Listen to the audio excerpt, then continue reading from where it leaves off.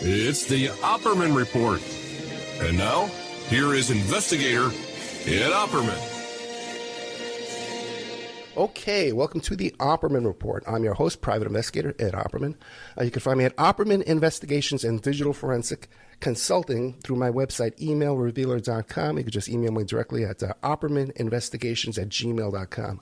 Our guest today is Dr. Danica Hubbard. She's written a book called Sex Offender, My Father's Secrets, My Secret Shame. She's also involved with a group called PrisonFamiliesAlliance.org, and she runs a couple of programs there called Coping with Loss and Support for Families of Sexual Offenders. She also works for the Illinois Criminal Justice. Dr. Hubbard, are you there? Yes. Thank you so much for coming on the show. Can you tell us about yourself? Who is Dr. Danica Hubbard? Well, thank you for having me. I am an English professor of composition, and I've been teaching at a community college full-time for about 30 years, coming up on 30 years. So I've worked with several students and enjoy reading their narratives, their personal narratives, and their rhetorical analysis and research.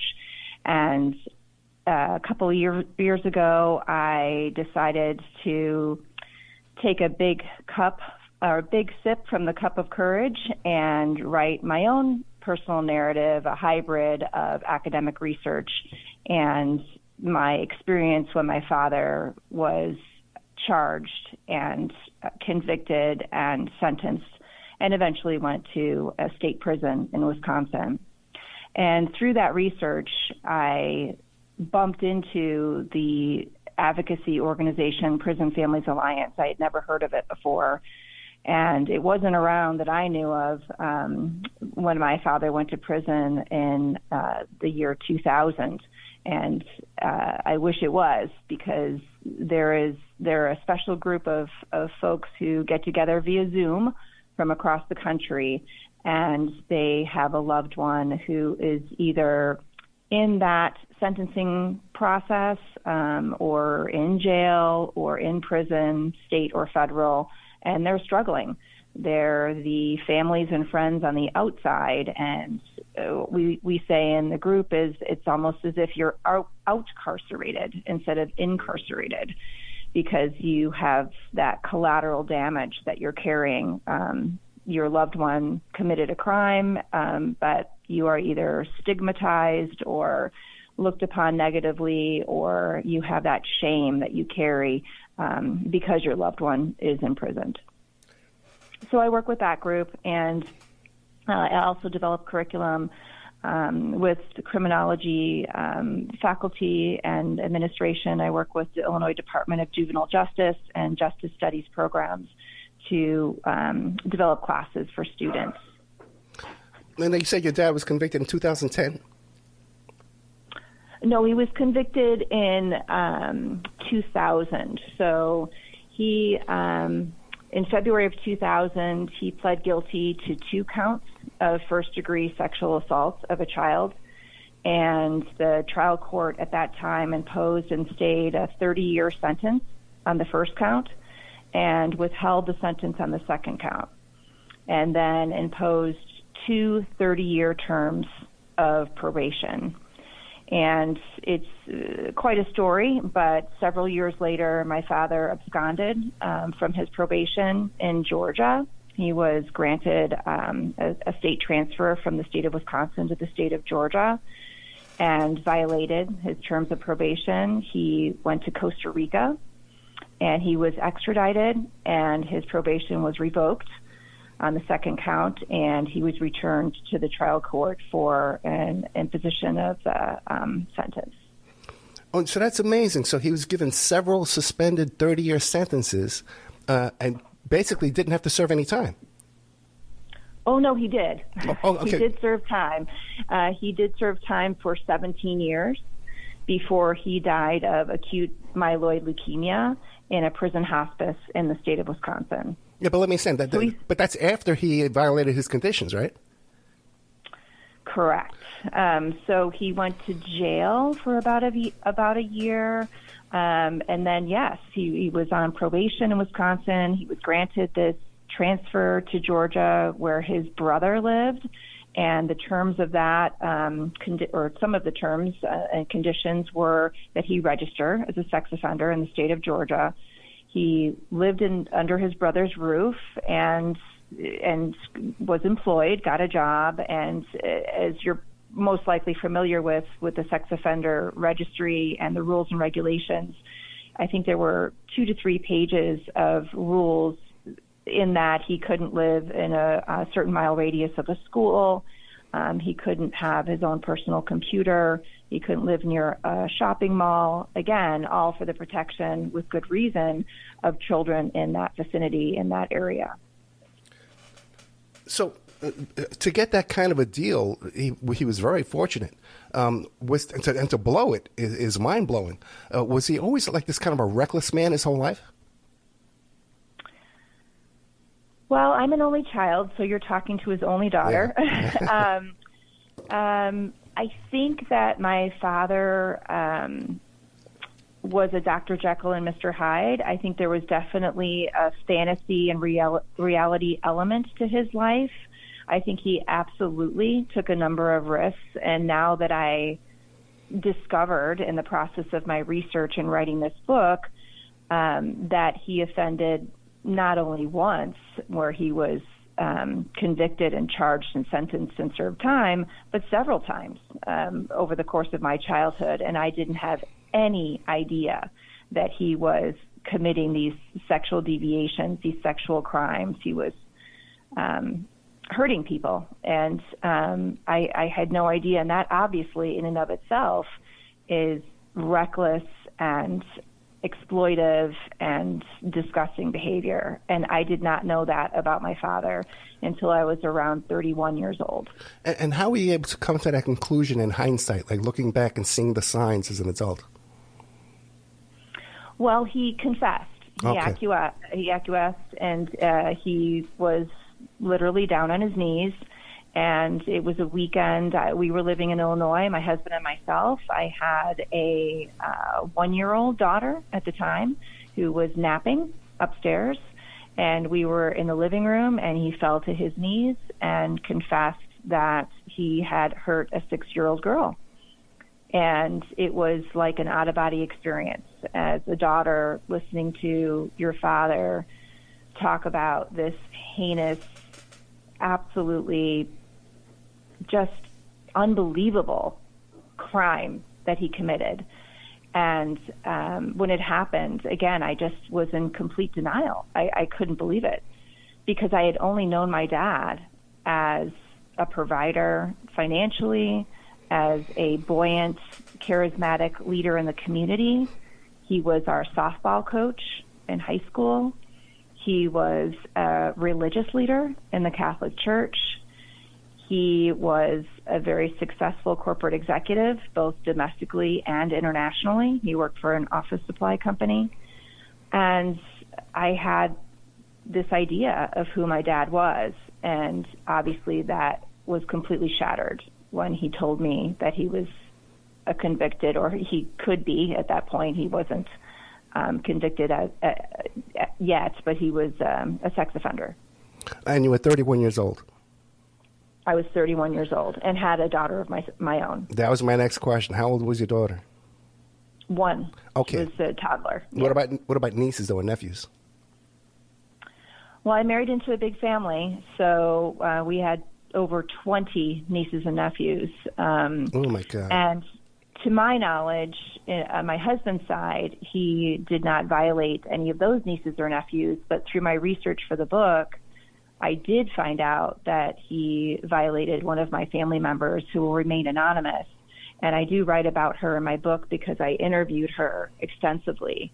And to say I was dry heaving at the keyboard is an understatement. Her knowledge and her retention of all of the details regarding my father were absolutely horrific.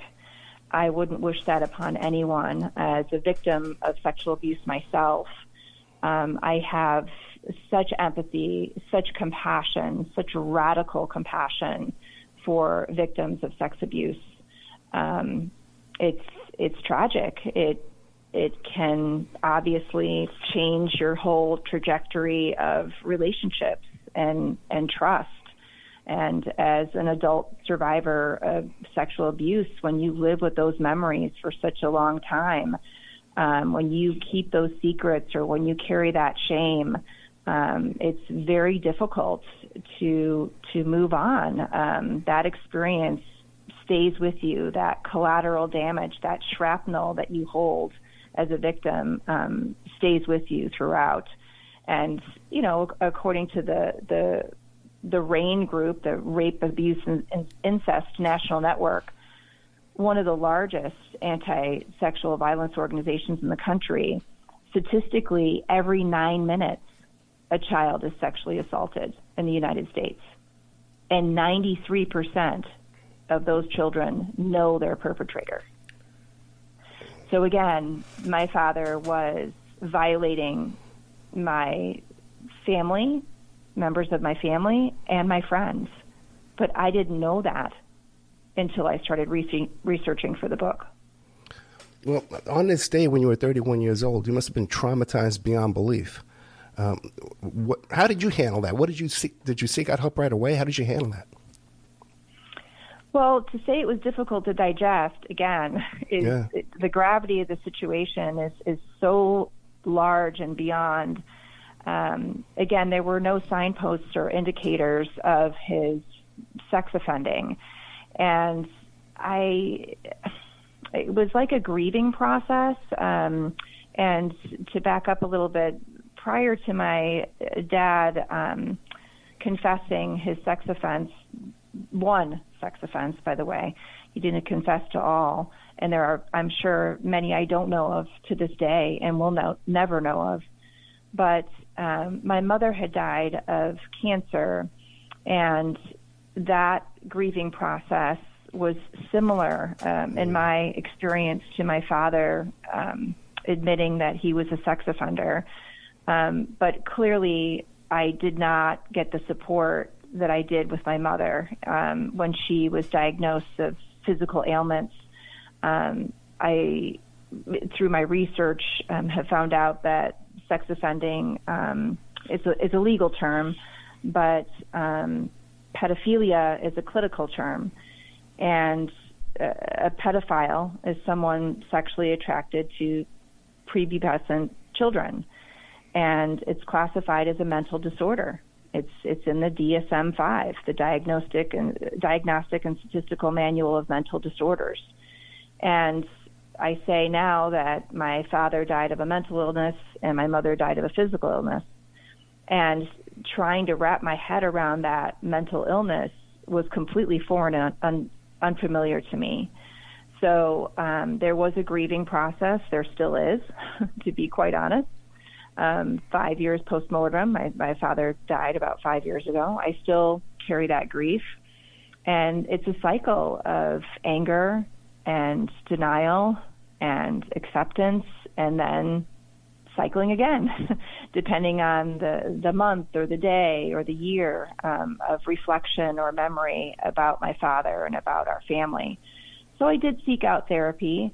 To be honest, at that time in the early 2000s, it was very difficult to find a therapist who could speak openly and from an expertise to a person who was not violated by her father, but who was an indirect victim of his actions. So it was a different type of therapy that I was seeking. You know, how do you cope as a daughter of a sex offender, but you're not the victim of that perpetrator, but you are indirectly. So that was very difficult through the years. So I basically became very insular and extremely private, and carried that shame and guilt for about 20 years through his whole incarceration. I didn't breathe a word to my friends in the neighborhood or anyone at work in my employment. Obviously, my husband knew, and some of his family members knew, but when my father died, I announced his death, and generally speaking, when someone dies, they support the living. So we held a funeral mass, and my friends came, and my husband's friends came who knew my father, and my coworkers came, and our daughter's friends came. Needless to say, the vestibule was full. And when the priest, my cousin, talked about my father in the homily, he said, well, as we all know, Jim Caldwell was a sex offender. And you could just audibly hear the gasps from everyone who was there to support us in our grief. Because I would say about 99% of the people at the funeral mass did not know my dad was incarcerated. Oh, boy. So that was another cycle of grief, because how do you explain that? It's not something that you bring up when you're walking your daughters to school. It's not something that you bring up at a Girl Scout meeting. It's not something that you bring up at a committee meeting at work. I carried a lot of shame. Brene Brown talks about shame theory, and I write about that in my book. And I think that indirect victims like myself, family of incarcerated people, carry that shame and guilt. Even though they didn't commit the crime, there is such a residual effect of the crime that their loved one committed. Yeah, especially when as we were talking off the air before the show, like, people always assume, well, they had to know. They had to have known, right? Well, what kind of reaction did you get when this came out at the funeral from your friends and your family? Well, there was shock and disbelief. Some of my friends hypothesized that, oh, that's why you were quiet, or I always thought there was some underlying thing that was going on, but you didn't say much. Because I think traditionally and typically, people will ask if your daughter's having a ballet recital, or if it's Father's Day, or if holidays are around the corner. I think a typical question is, are you going to get together with your family? Or are the grandparents going to come to the ballet recital? Right. And I was always dodging those traditional, typical questions. Oh, my father's busy, or he's out of town. And so it was this deception that I had to carry because I was embarrassed and humiliated with good reason. I mean, someone who is a sex offender is a pariah, is, as people I've presented to say, scum of the earth, deviants, terrible human beings. They don't deserve to breathe. That was my father.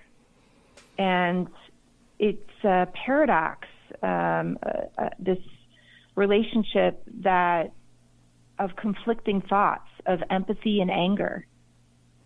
But I realized that when you love someone, you can still have feelings of compassion and feelings for their punishment. It's just maneuvering. Yeah, right. People don't tell each other, hey, my uncle's in prison, my father's in prison. When meanwhile, 25% of this country is either in prison, jail, probation, or some kind of court-supervised release, okay? And I tell my audience all the time, the guy doesn't show up for work on Monday morning, and he shows up on Tuesday, and you figure, well, he had a headache, and he hung over or something, he was sick. When meanwhile, the guy had a DUI or he got a domestic violence. And you don't tell everyone, but it's astronomical how many people in this country wind up in the jackpot over there. You're much more likely to be sitting at the defense table than you ever will be at the prosecution table. And you should keep that in mind. I'd like to back up a little bit here. The nature of the crime that got your father 3 30-year sentences, what was the crime? What did he do to who?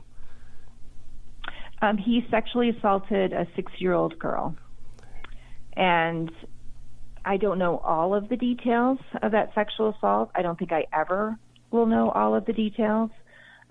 But when he dropped to his knees, when I told you that we were in the living room, the only confessional that came out of his mouth at that time was, "I only touched her on her underwear." Ugh. And I will never forget that phrase. "I only touched her on her underwear." Even then, even in that confession, justifying that intimacy, justifying that violation. Again, as a victim of sexual abuse myself, I just find it impossible that phrase could even come out of his mouth. It's maddening. I mean, even at that time, I just wanted to just reach out and shake him. What are you saying? It's unbelievable. So, Yeah. Some people have a whole nother world going on in their head, and they don't say it out loud like it happened in your situation, but it's a lot more common than you think.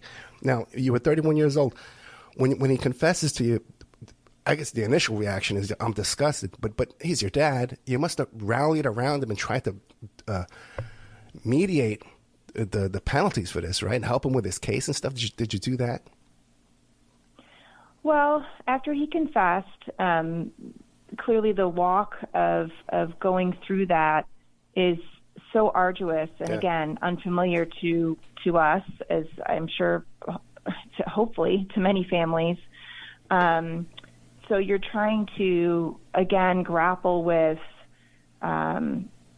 healing a wound that he's caused, and feeling orphaned or lost or untethered, but then also trying to support him. So throughout the process with his attorneys, I would say that he had much more knowledge of his case than we did. So he wasn't sharing. Again, he was out of state. I was a full-time professor, full-time mom, a wife. We were living in a different state. And so he was dealing with it in Wisconsin, but still asking for assistance in terms of, can you be a character witness? Can you write a letter to the judge? Can you show up to the trial? Which I did, all of those things. And I tried to stand up for my father with the knowledge wrapping around that he perpetrated harm. And this evil and insidiousness is not acceptable. So again, it's this straddling of both worlds. He was my father, and he was lovable and unlovable. I mean, I just, it's very difficult to come to terms with, to look your father in the eyes at 31 years old and recount all the memories that you have of him, the good memories that you have of him, and then rewind and reflect and think, was he being his true self? I don't think so, because now I'm questioning everything. Why did he coach our softball team? Why did we invite a friend on vacation? Was it because I was an only child and needed another companion my age, a peer? Or was it because he was grooming or planning on sexually violating those friends? Remind the audience, we're talking to Dr. Danica Hubbard, and the book is called Sex Offender, My Father's Secrets, My Secret Shame. Incredible stuff here, Professor. When did you become involved with the Prison Families Alliance? During the course of the research for my book. Okay. So when I first started writing the manuscript, I just found it impossible, as my awareness was heightened even more, to read a newspaper or watch television or see a movie without being confronted with reports of sexual abuse in so many iterations and forms. I mean, the topic is a constant in our lives. It's a perennial problem in churches, in scouting, in schools, on sports teams, in politics. I just struggled to find ways to help heal those hurts caused by sexual abuse. And I, in the research, reached out to Julia LAZARECK, who wrote a book, actually a little manual, about going to prison for the first time if you have an incarcerated family or friend. And of course, her book was not available when my father went to prison, and I sure wish I had had it, because I had never been inside of a jail or prison in my life. And to say it's jarring, again, is an understatement. So when you visit a prison, there are all sorts of sensory images and sights and sounds and smells and rules and regulations that are applied to family or friends who go and visit that incarcerated person. And I just remember the first time I was so naive and just completely unaware. I brought cookies to the prison. Cookies. Yeah. Just thinking, well, everyone can have a chocolate chip cookie. I mean, this is great. I mean, really? It's ridiculous. I don't know what I was thinking. Again, it was my father that was incarcerated, and most people may say, lock him up and throw away the key. Mm. I don't care if he doesn't deserve a treat or a cookie. That's terrible. Again, I'm not in denial of the actions that he did, that he was convicted of, but he was still my father. For 31 years, I knew him a certain way. So to go into a prison and to visit your loved one is such an upside down feeling, and to wait in line and to fill out the paperwork and to go through the metal detector and to go through the barbed wire fences and to hear the metal doors open and close. It's a horrible place. And again, is that where a sex offender belongs? Yes. In my opinion, yes. But they're still human. They're still human beings. And I don't want to humanize a sexual offender, but how do you detach yourself from that? As soon as you mentioned prison, I wrote down the word inhumane, because the way we treat prisoners is just the whole thing in there is just inhumane. Now, when he got sentenced to these 3 30-year suspended sentences, were you shocked that he was able to walk out of there? Oh, absolutely. Yeah, so you said you didn't curse, right? Shocked. I mean, because I wasn't privy to all of the conversations with his attorney. I certainly wasn't sitting in on those meetings or emails or correspondences with my father. Clearly, my father was manipulative. Mm. Clearly, my father could put lipstick on a pig.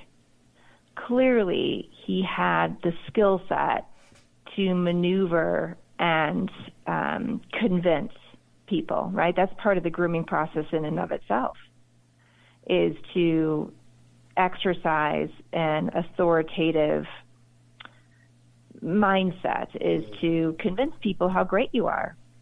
And he was working with his attorney, and actually by the whole end of his before he died, a series of attorneys. And just reading through some of the paperwork was shocking.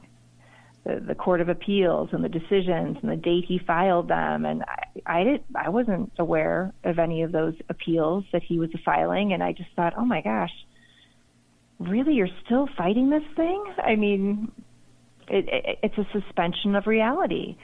And I believe that's part of this mental illness. It's part of this disorder of minimizing or justifying these heinous acts of sex offending. I bet you were shocked that he just walked out, because the average person thinks that they're getting life sentences and stuff like that. The average sentence is they serve 3.5 years on an 8-year sentence. Average child rape case. And if it's a family member, it's even less. And people have no idea. They should get the death penalty. They have no idea what's really going on. The one crime everybody can agree on, hey, this is the one most disgusting crime. You'd think there would be some penalties for it, but there really aren't. Right. And I mean, again, I want to emphasize, I'm a child of the 1970s. We were taught stranger danger, this type of moral panic, where, anyone you didn't know was potentially a threat. So when I was growing up, a sex offender was profiled. The optic in our minds was a man in a white van luring children in the playground with candy. This was the stereotypical boogeyman hiding in the bushes or skulking in the shadows. That's not necessarily what a sex offender is. So I really urge parents and guardians and grandparents to have those open conversations. This is one of the reasons why I wrote the book. It's the point of view from a daughter of a sex offender. I wasn't a victim of his sex offending, but I was a daughter of a sex offender, living with a sex offender. No idea. So to have those conversations, if someone is offering to pick up your child, I mean, the sex offender registry, as you know, is available online. You can look up who is a registered sex offender in your neighborhood, and you can talk about it with your children to heighten the awareness, not to heighten the fear, but to be careful, to be cautious.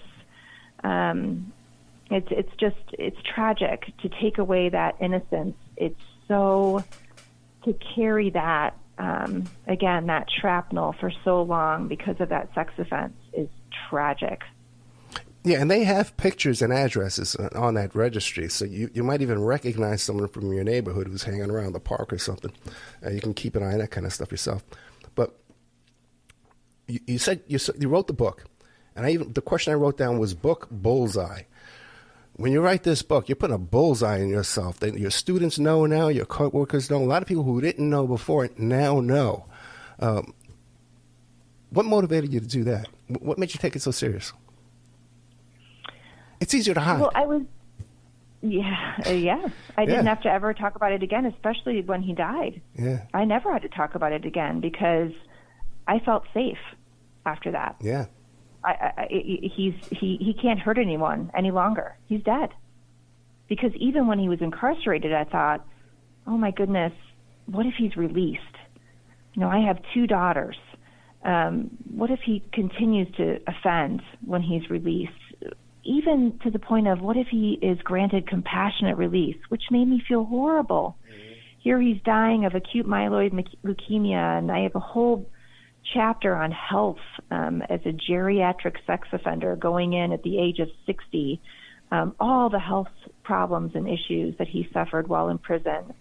But I was still afraid. I still carried that fear. And it can be very isolating and very dark. And I didn't want other indirect victims. I didn't want other daughters or wives or girlfriends or companions of people who are convicted sex offenders to feel like they committed the crime. They didn't.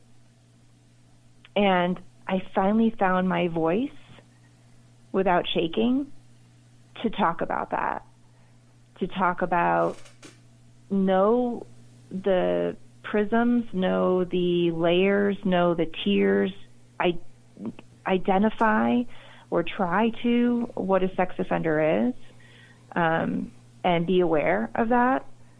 But also, if you know a convicted sex offender and you're continuing a relationship with that person, you're making a choice, what that means in your life.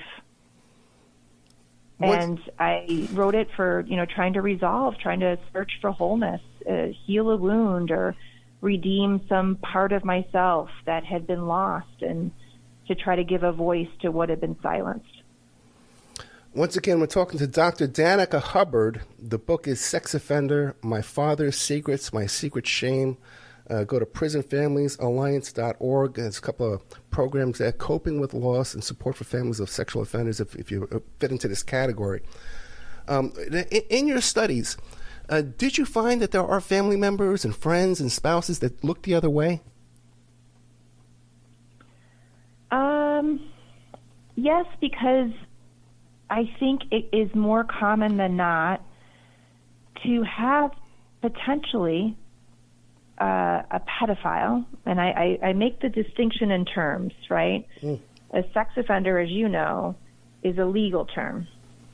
You can't be a convicted pedophile, but can be a convicted sex offender. So I just wanted to clear up the differentiation as an English professor in those terms. You know, the guidelines to ensure consistent and appropriate use of those terminologies. They're not synonymous. So a pedophile is somebody who's sexually attracted to prepubescence, right? It's a mental disorder. So to be a pedophile, it doesn't mean that you're a convicted sex offender. And you could have a pedophile in your family, in your scouting troop, in your church, in your organization that is known, but it's like the elephant in the room. No one talks about it. It's an uncle or a brother and again, through my interviews, and I write about this extensively in the book, the pedophile that groomed me was in our neighborhood. And I was about 6 years old when it happened. And that pedophile was the magnet for our community, our neighborhood. He was Mr. Fun Guy, he and his family, and he had children, and everyone gravitated toward his house. And he would invite us in, and he had cartoons running all day long. And he had treats and soda and things that would be very attractive for small children who might have rules or restrictions at home. No, you can't have soda. No, you can't have cookies before dinner, things like that. But he provided all of those things.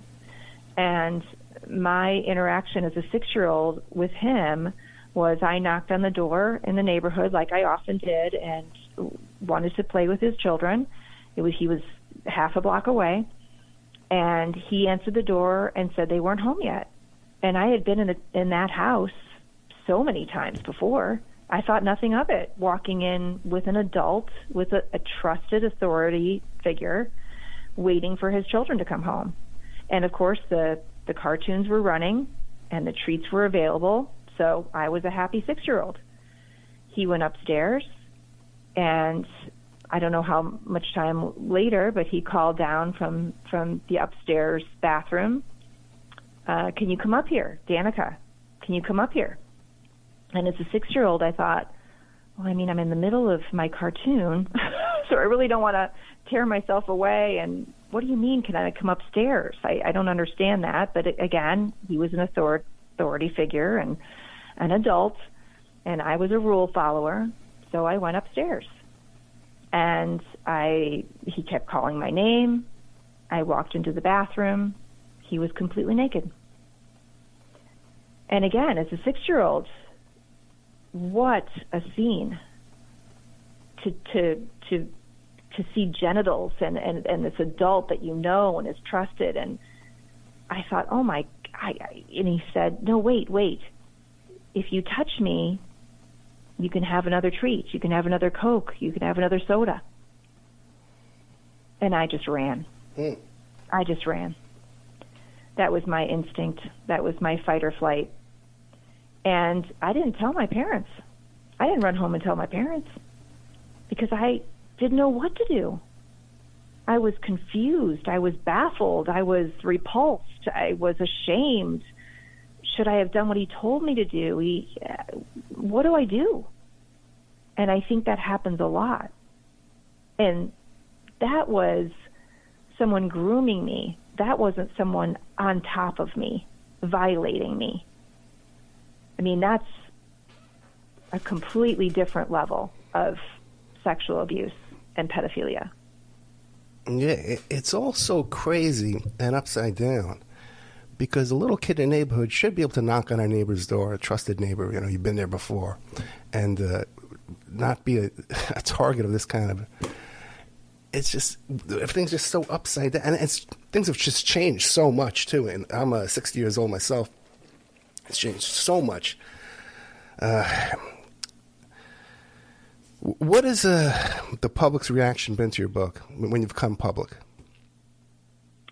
Well, I went through a lot of marketing research with my publisher and did a lot of studies of, what optic to put out there. We went months and months and months about the graphic design on the cover of the book, and I was so careful and conscientious about pulling that theme throughout the book. So the cover of the book, and you could see it on Amazon, is a boat in very turbulent water, and there's a man in a prison jumpsuit, and he is shielding his face.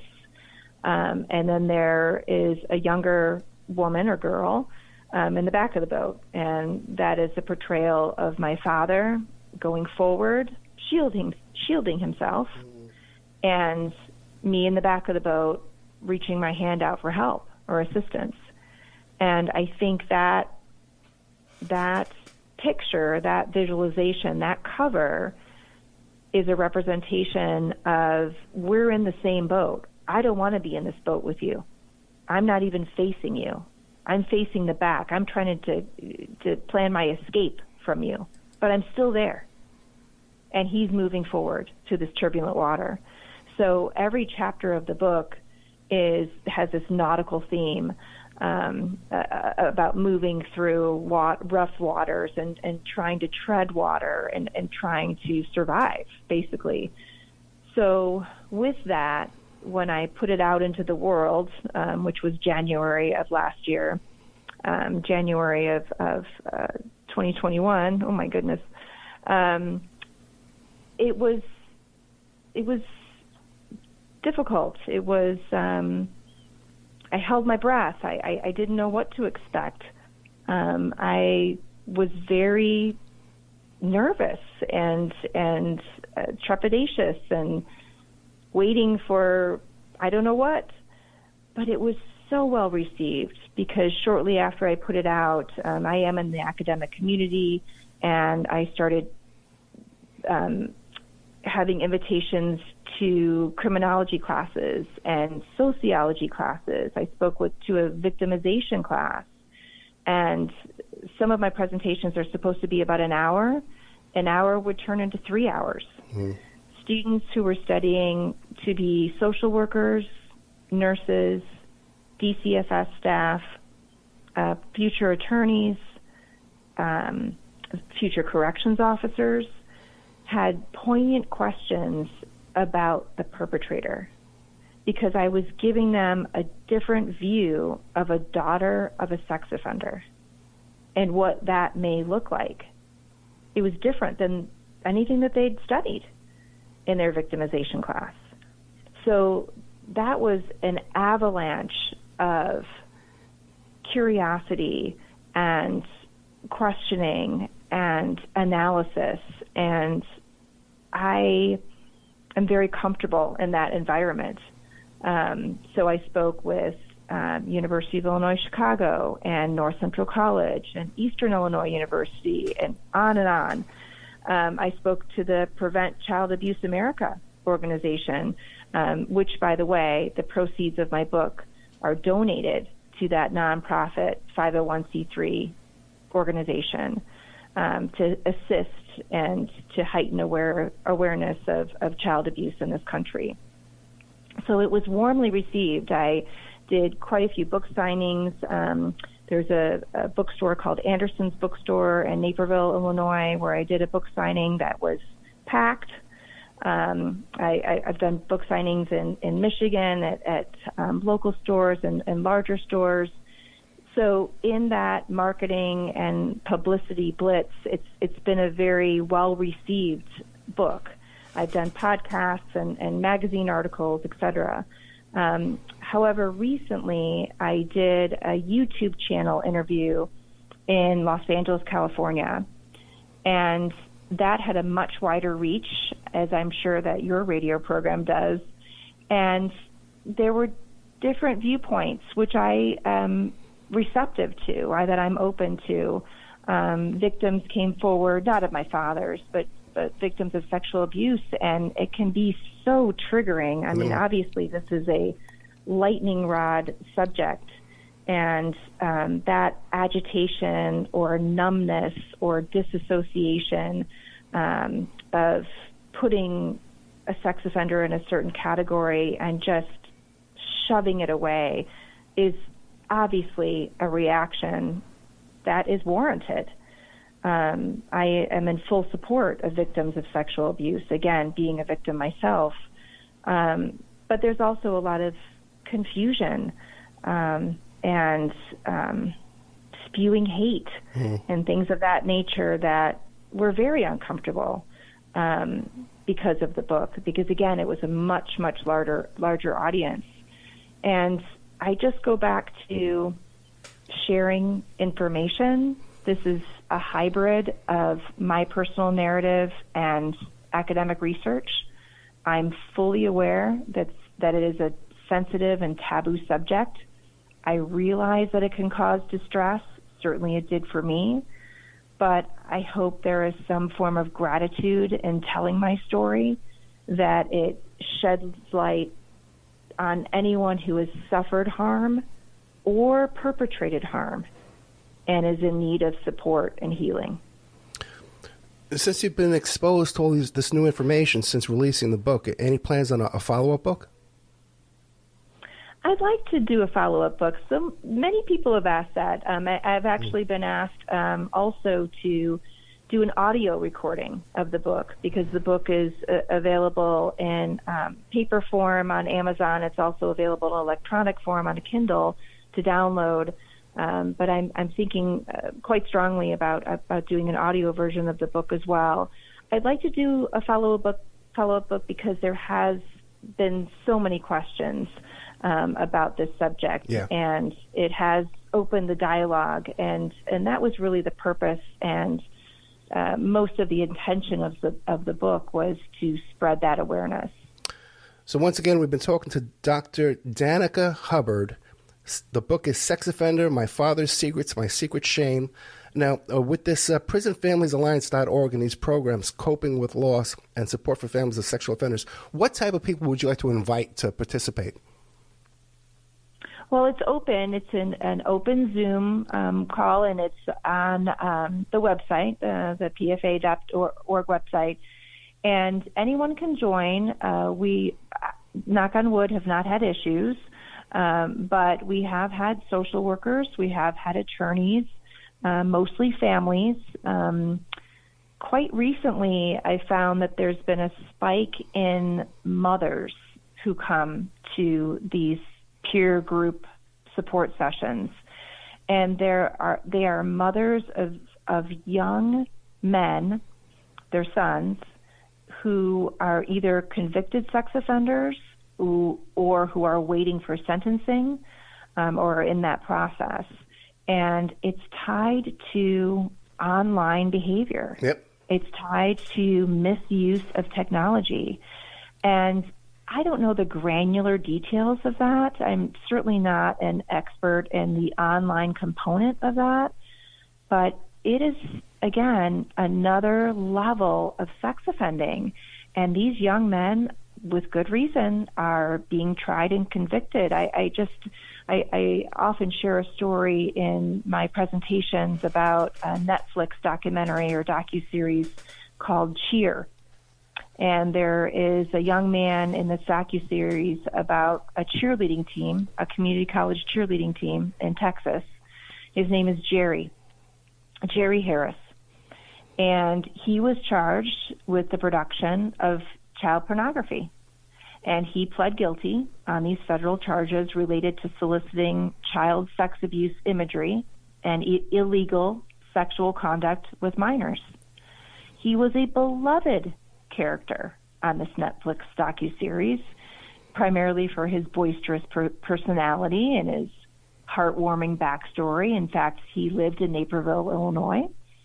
And he has been convicted now, but at the time he faced up to 50 years in federal prison after he pleaded guilty to coercing teenage boys to send him obscene photos and videos on his phone.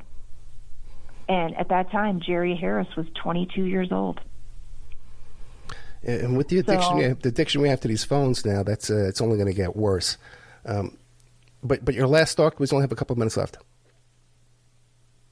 My last thought is I hope that people purchase the book with an open mind. It's available on Amazon, as I said earlier, Sex Offender, My Father's Secrets, My Secret Shame. And I hope that it can continue the conversation, explore behavior, heighten awareness, and again, promote healing. Dr. Danica Hubbard, thank you so much. Once again, prisonfamiliesalliance.org. Anything, if you ever want to come back and just read recipes to me, I'll just have you back. I really, really enjoyed this. And if people appreciate these presentations she's given us today, Sex Offender, My Father's Secrets, My Secret Shame, and check out the prisonfamiliesalliance.org. Thank you so much, Dr. Danica Hubbard.